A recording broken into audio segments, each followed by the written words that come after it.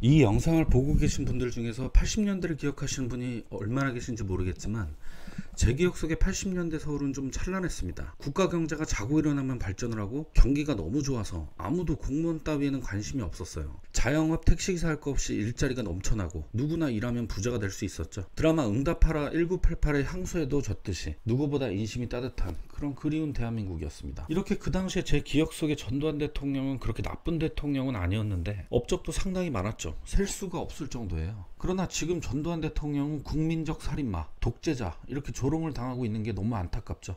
이미 이성을 잃은 게 아닌가 싶습니다. 전두환 대통령에 드는 몇 가지 의문을 좀 정리를 해보겠습니다.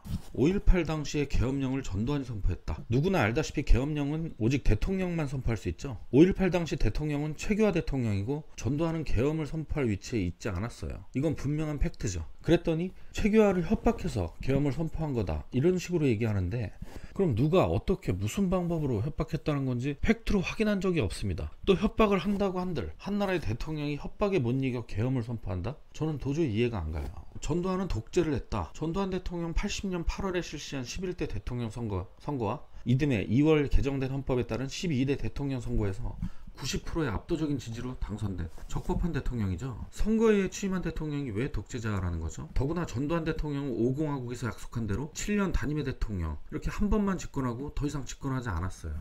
실질적으로는 첫 민주 대통령이라고 평가할 수 있겠죠. 간접 선거니까 민주주의가 아니다? 당시 우리나라 선거제도는 간접 선거였죠. 직선이냐 간선이냐 이런 문제는 국가 정책 문제이지 독재를 평가하는 기준이 아니죠. 저는 개인적으로 우리나라는 특정 지역에서만 90%씩 지지율이 나오고 있어서 직선제에 대해서 좀 부정적인 입장입니다.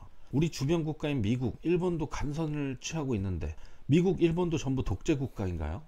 네, 그리고 이윤상군 살인사건이 있었죠. 유괴살인 사건. 1980년 11월에 있었던 대한민국 최대 유괴 사건으로 영화로도 만들어졌었죠. 당시 전두환 대통령은 이윤상군 외에도 범죄 피해자들 가정에 가끔 방문해서 위로하고 그랬던 게 기억이 나는데, 특히 이윤상군 사건에서는 명언을 남기기도 했습니다. 아이가 살면 너도 살고 아이가 죽으면 너도 내 손에 죽는다. 아니 끔찍한 독재자인데 어쩜 이렇게 피해자를 생각해 줄까요? 삼천교육대가 독재 권력이었다? 요즘 어른들이 자주 하시는 말씀 있어요. 삼천교육대 좀 부활해라. 지금 대한민국은 밤새 술 마시고 싸우고 심지어 경찰관이 취객한테 따기까지 맞고 있어요. 공권력이 이렇게까지 추락을 했죠. 삼천교육대가 없어지니까 정말 너무들 살기 좋아졌나요? 전두환 대통령을 전직 대통령임에도 불구하고 전두환 씨라고 부릅니다. 문재인 정부 들어선 아예 대놓고 씨라고 부르는데 공중파 아나운서들이 하나같이 이렇게 전두환 씨라고 부르는 걸 보고 너무 충격을 받았습니다. 과연 저 아나운서들이 독자적인 판단으로 저렇게 부를 수 있을까? 누구의 지시 없이 가능할까? 저는 의문이 들어요.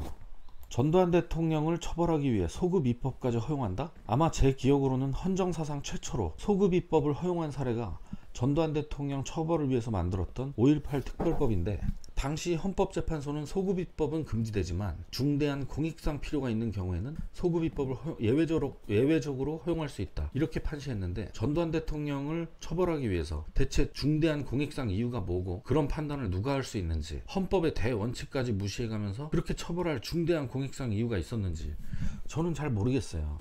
요즘도 아마 부동산 정책을 소급한다고 해서 굉장히 말들이 많죠. 유독 좌파 정부만 오면 이렇게 법치가 무너져요.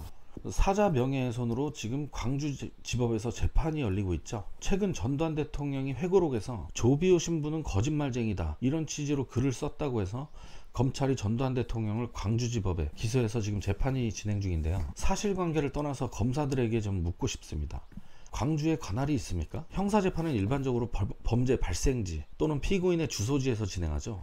피해자는 출석을 안 하기 때문에 피고인은 반드시 출석하고, 이렇기 때문에 피고인 주소지에서 편의상 하는 게 일반적입니다. 게다가 광주에서 재판하는 것은 형사송법 제15조 2항 지방의 민심 등의 사정으로 재판의 공평을 유지하기 어려운 염려가 있는 때 이때 해당하죠. 그럼에도 불구하고 치매가 걸린 90세 전직 대통령을 사안이 비교적 중요하지도 않은 사자 명예훼손 등의 혐의로 이렇게 거리가 먼 광주지원에서 재판하는 게 세상 누가 봐도 불공정한 재판이 아닐까요? 네, 끝으로 전두환 대통령이 아웅산 테러 당시에 김일성에게 보냈던 영상을 한번 보겠습니다. 요즘은 좀처럼 볼 수 없는 장면이라서 가슴이 굉장히 시원해지네요. 또다시 이와 같은 도발이 있을 때에는 반드시 그에 상응하는 힘의 응징을 각오해야 한다는 것을 간 김일성 집단에게 엄중하게 경고해 두는 바입니다. 또다시 이와 같은 도발이 있을 때에는 반드시 그에 상응하는 힘의 응징을 각오해야 한다는 것을 간 김일성 집단에게 엄중하게 경고해 두는 바입니다.